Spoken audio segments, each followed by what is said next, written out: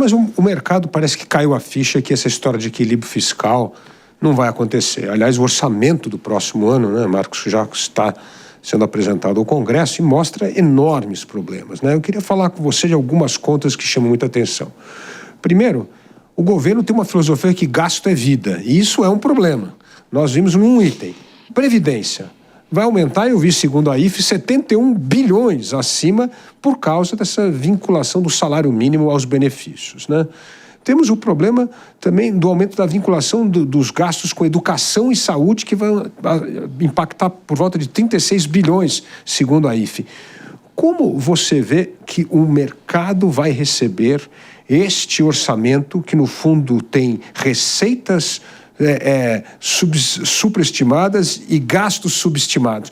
Como é que você acha que isso vai mudar a perspectiva do mercado em relação a 2025? A meta fiscal fixada para esse ano era zerar o déficit. A meta para 25, que foi corrigida precocemente, também é zerar o déficit. Era ter um superávit Sim. de 0,5 do PIB, mas repetiu-se a meta desse ano. Então seria sair de uma posição deficitária que nós temos desde 2014. Isso. E zerar o déficit, mas não basta isso, porque aí a instituição fiscal independente, vinculada ao Senado Federal, estima que para estabilizar a relação dívida-PIB, ou seja, a riqueza produzida pelo país e a dívida, você percentualmente estagnar ela, não deixar ela crescer, precisa-se de um superávit, uma poupança primária de 1,4. O zero fixado para 24, 25 tem que ser entendido como um ponto de passagem da curva que é o objetivo final. No entanto, mesmo o equilíbrio esse ano não vai ser alcançado, a meta é zerar o déficit. O governo já demonstra que está apostando na banda de tolerância mínima de 0,25 do PIB, mas eu gosto muito da precisão das palavras. Meta é meta, tolerância é tolerância. A meta era zerar o déficit. E a IFE projetou que, com base no resultado dos 7 primeiros meses, que seria preciso um superávit nos últimos 5 meses, de agosto a dezembro, em torno de 65 bilhões de reais. Não é essa a trajetória que a gente está enxergando. E ano que vem é o que você falou, os principais analistas da academia e do mercado, e o orçamento foi recentemente aprovado, poucos dias atrás, e já há uma série de interrogações, tanto do lado das receitas. Você tem, por exemplo, a reoneração completa da folha. O Congresso já se pronunciou 2 vezes que não é esse o rumo desejado. Será gradual. Que será gradual, foi votado um plano de transição, mas, no entanto, o orçamento foi com a hipótese de reoneração completa se as medidas compensatórias não surtirem efeito. Aumento do imposto de renda sobre o juro de capital próprio e da contribuição social sobre o lucro líquido, que o Congresso, o presidente Arthur Lira já se antecipou, e há uma intolerância absoluta na sociedade, no Congresso, por aumento de carga tributária.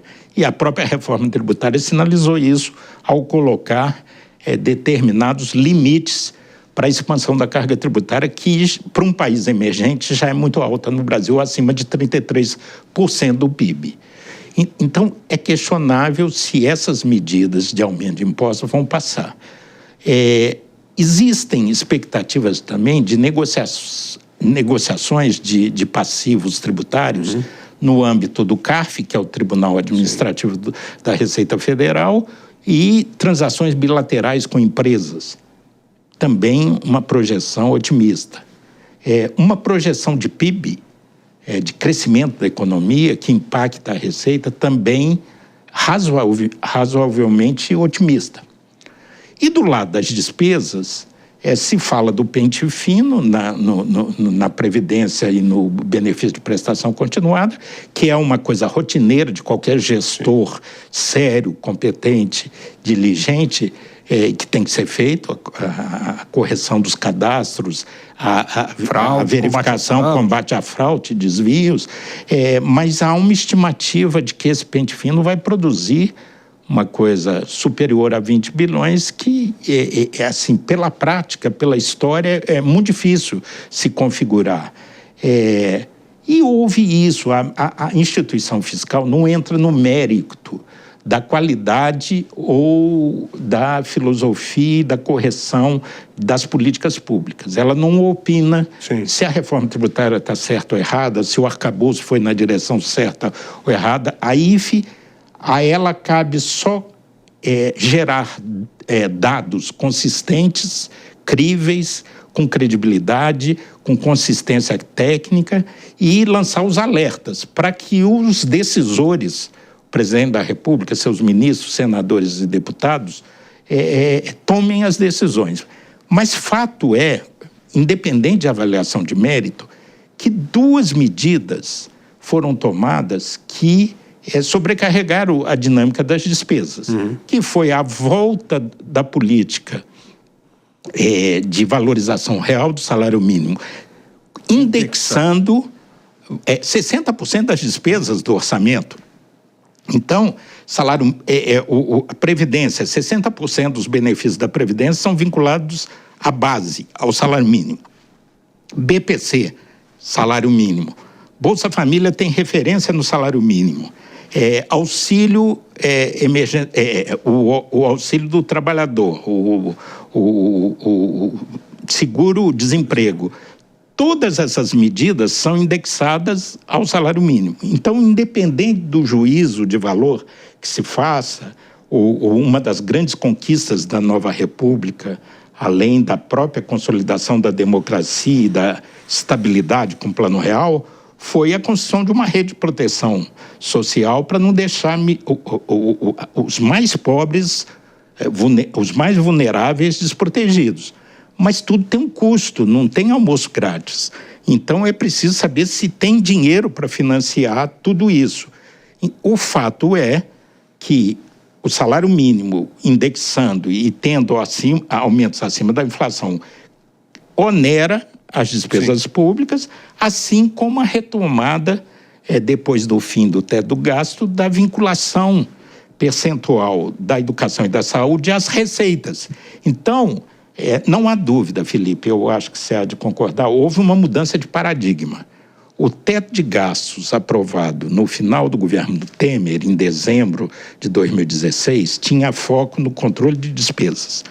O novo arcabouço fiscal tem o foco mais voltado do ajuste fiscal pelo lado da receita.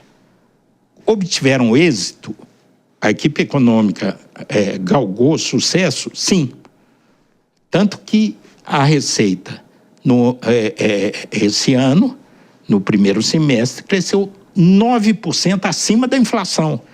Variação de receita geralmente é PIB mais inflação mais esforço institucional.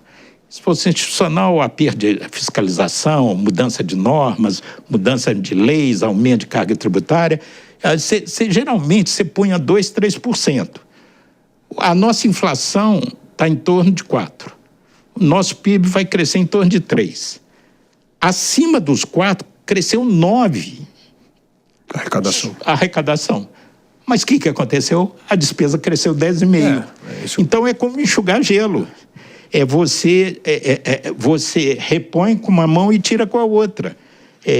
Então, o foco era o aumento das receitas. No entanto, a volta da vinculação num movimento procíclico, quer dizer, a receita cresce, a despesa de educação e de saúde vão junto. Eu fui secretário de saúde de 8 anos. Longe de mim estar afirmando que não precisa de mais recurso.